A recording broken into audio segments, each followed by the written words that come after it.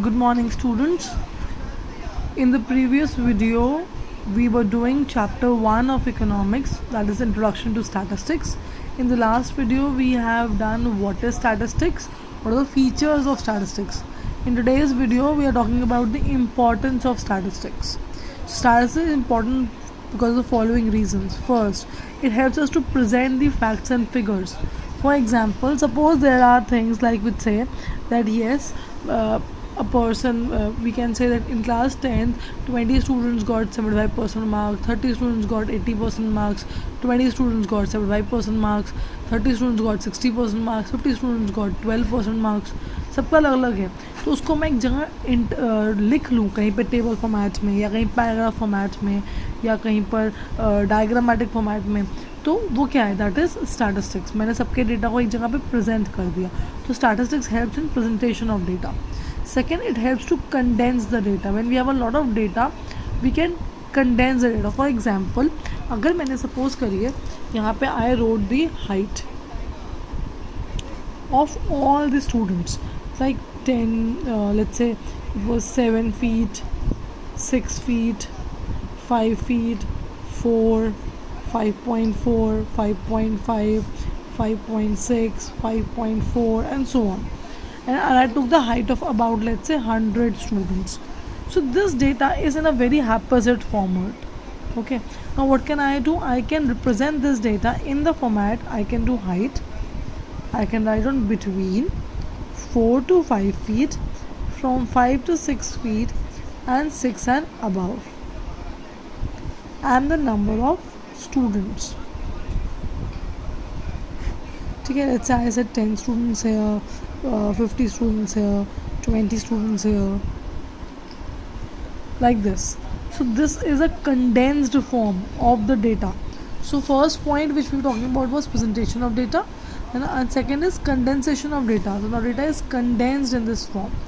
Third point of importance is forecasting.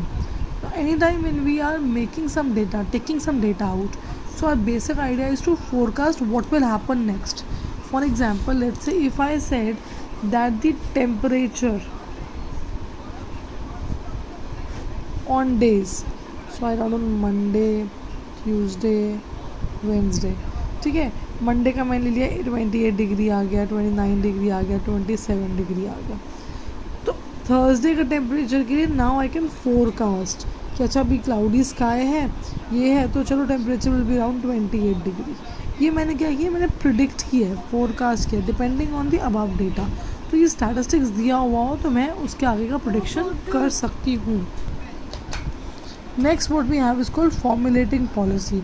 Now, when we have some data and we have forecasted something or predicted something, we can make policies for the same. Okay. For example, let's say if I have the marks of students, let's say I am given the marks of students. Okay. Let's say I have the marks of some child named as Saket. Saket के marks हैं मेरे पास, ठीक है.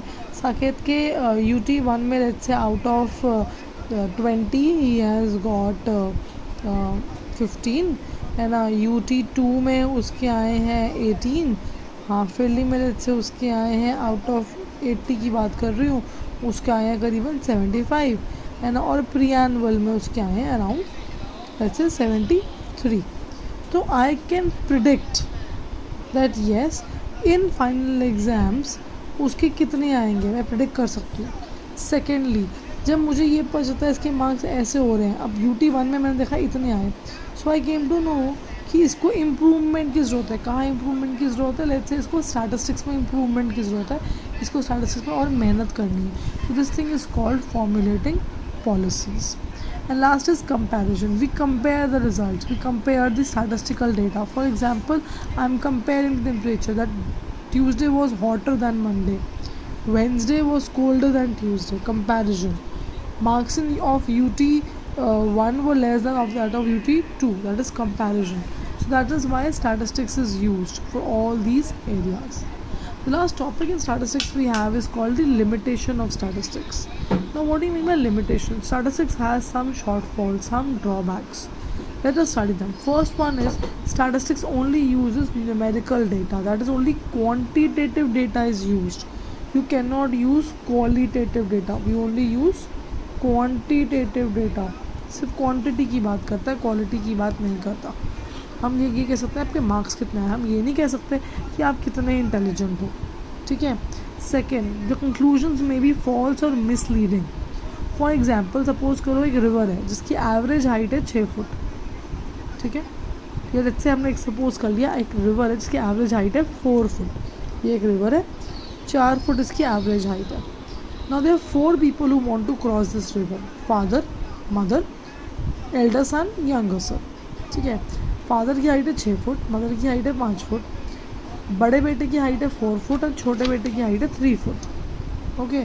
तो हमने average निकाला. Average हमारा आ गया 18 फुट. 6 + 5 11, 11 + 4 15, 15 + 3 18. ठीक है. उसको हमने 4 से डिवाइड किया तो हमारी एवरेज हाइट आ गई है अराउंड मोर देन 4 फुट. जब मोर देन 4 फुट आ गई तो फादर ने बोला कि ठीक है सारे क्रॉस कर सकते हैं. और that is a false conclusion. Why? Because 4 लोग हैं. 6 फुट वाला क्रॉस कर लेगा, 5 वाला क्रॉस कर लेगा, 4 वाला भी किसका क्रॉस कर लेगा. लेकिन जो छोटा बच्चा है जिसकी हाइट क्या है 3 foot, he can not cross this. तो ये कंक्लूजन क्या हो गया? मिसलीडिंग हो गया, फॉल्स हो गया. नेक्स्ट इंपॉर्टेंट पॉइंट इज हम लोग स्टैटिस्टिक्स में सिर्फ क्या देखते हैं? एग्रीगेट ऑफ फैक्ट्स देखते हैं. Aggregate, single digit is not statistics. For example if I tell you about this is not statistics, it is just a data. If we take 2 or 3 things, it is called statistics. Okay.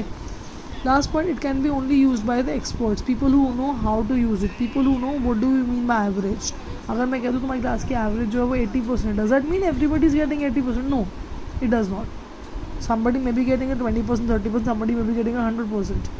So it can only be used by the experts.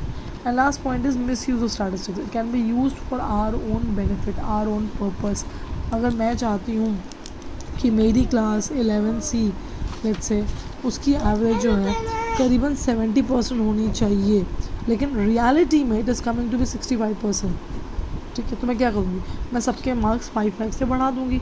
जब मैं सबके marks 5 से बढ़ा देती हूँ automatically average मेरी 70% चली जाएगी. That is called miss use of statistics. So these are the limitations of statistics and importance. Now we have done the full chapter. In the next video we'll start the new chapter.